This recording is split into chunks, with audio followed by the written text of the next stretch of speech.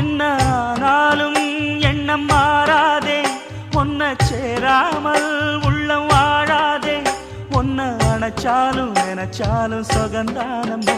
இது நீ இருக்கும், இது நீ இருக்கும் நெஞ்சமடி கண்மணி, இன்று யாரடிச்சு வெண்முதடி கண்மணி. ஒரு வீடு கட்டி வச்சிருந்தேன் கண்மணி, அது வெட்ட வெளியாச்சுதடி கண்மணி.